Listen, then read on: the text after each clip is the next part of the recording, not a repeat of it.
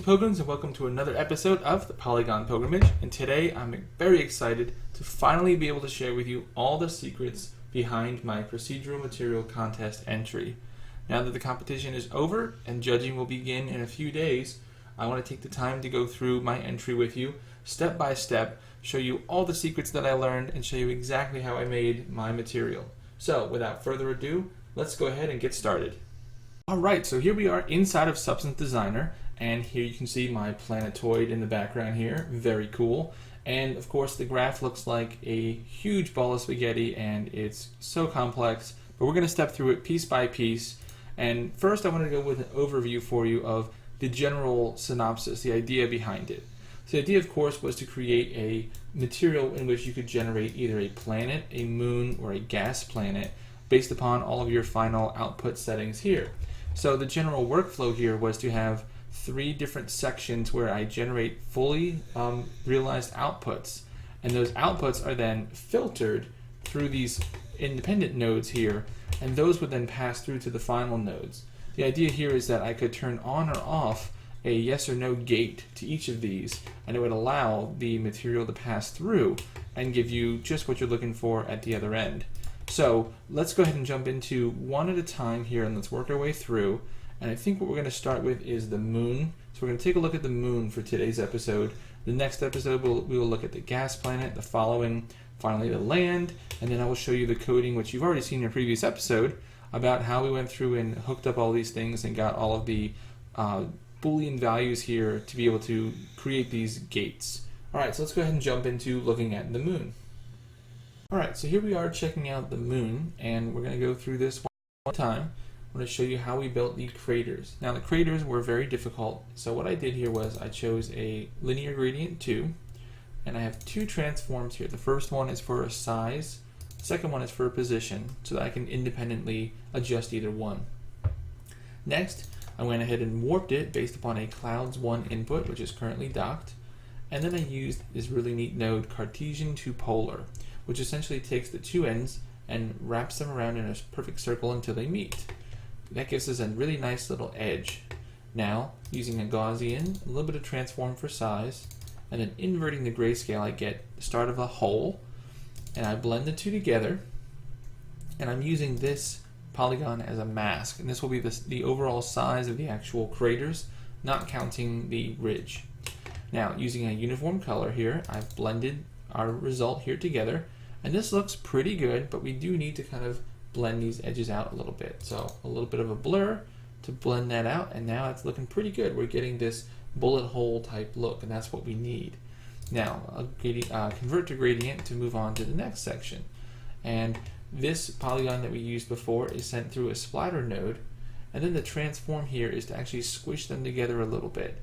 The reason that when we put this onto a circular surface, they started to get kind of ovular, and by scaling this down a little bit, it makes them more circular on that surface. For the distribution, we used a splatter and a transform 2D to kind of scale them down and then blur them just a little bit. And it's hard to see here, but they are there.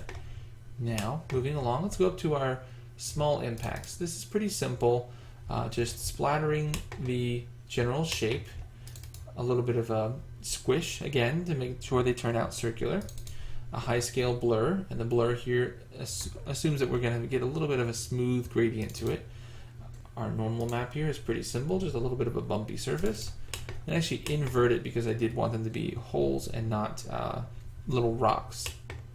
Over here I want my little rocks, and these are different. I used a dirt 4, and using a histogram scan I was able to remove certain parts of the image, and then I blur it again, throw it through a normal map, and I up the intensity to make sure these did look like little rocks. Now we start to combine some of all of our outputs here to build up our normal map. So combining these is very difficult. Sometimes you have to make sure you're using the right form between a normal map combined and a normal map blend. So you have to understand what it is you're looking for. So this here is a blend between this result, which is a blend of our craters themselves and our small rocks, and we blend those together. Then I'm going to blend again using this guy here, who is a little bit of surface breakup. It's a a fractal sum base with a clouds 2. And we just do a little bit of blend just to kind of get some finer detail, a little bit of dust-like quality. We'll throw that to a normal map, and then we'll start to blend all these guys together. There we are.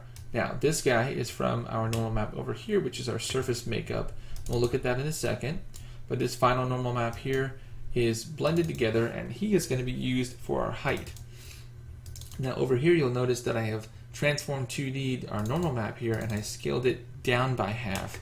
What that does is it helps to tile our surface imperfections across a little bit better, and we end up with a much better looking resolution. Now, this has been very downscaled to 255 here, because if we have this at our regular scale, looking at this, the software recording doesn't keep up.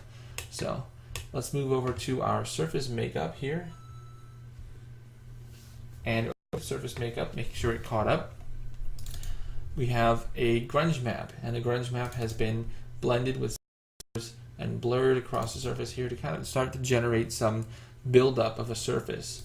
The transform 2D is to scale that out a bit. Now, this is quite the mess here, but it's a transform 2D with a couple of gradient blends to get this result. And what I've done here is taking the original and then done a transform 2D to rotate and move it a bit, and then blend it back on top of itself from the first step. And what that does is that helps to sort of populate some of these other areas. We don't have so many repeating dark spots. Now, moving right along, and do a little bit of a blur to kind of blend some of the subtler areas. And then we start to blend in some color. So blend in some color there, and I did a second pass with a slightly darker color. And what that ends up giving us is just more variety, more depth, and more layers. That's what we want, is a lot of layers in this. Okay, so this is our final output for our diffuse map that just goes straight up there. And I'm going to use a grayscaled leveled version of this to generate our, which one is this again? I'm so sorry. This is our height map down here, and this is our metallic map. So I'll give them a little bit of metallicism, not because there's really any there, but because I wanted a little bit of a shine just for some detail when you catch the light. There we are, our roughness up ahead, and final normal map here. And all of these outputs are untreated, so they're just normal outputs. And then they are taken and passed into our gas and moon pass-through.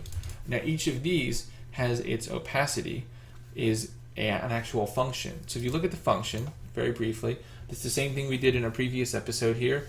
Based upon a Boolean, is it a gas planet? We pass through an absolute either 1 or 0 for the opacity for this. So when we come back here and say, I'm going to pass along my moon diffuse, my moon base color, pardon me, to here, and based upon, if I double click here, based upon our is it a gas planet Boolean value right here, gas planet Boolean. So based upon that, this will pass through or not. So at the moment, it is saying false, it is a gas planet. So because it is not a gas planet, that means the moon value passes through. So what's coming out of this node is moon value down to here. Now down here, the moon value is being evaluated against the land pass-through. So because land is true, moon is false, and therefore land goes to our final output at the moment. But what is coming out of here is still moon, because gas planet is false. It just happens to be that land planet is true, so it overrides. So that's basically how they all work. And this is a quick look at the moon, and we've looked at all the little nodes and how we put this all together. So if you guys have any questions, please feel free to ask. And as always, keep practicing, get better, and I'll see you next time as the pilgrimage continues.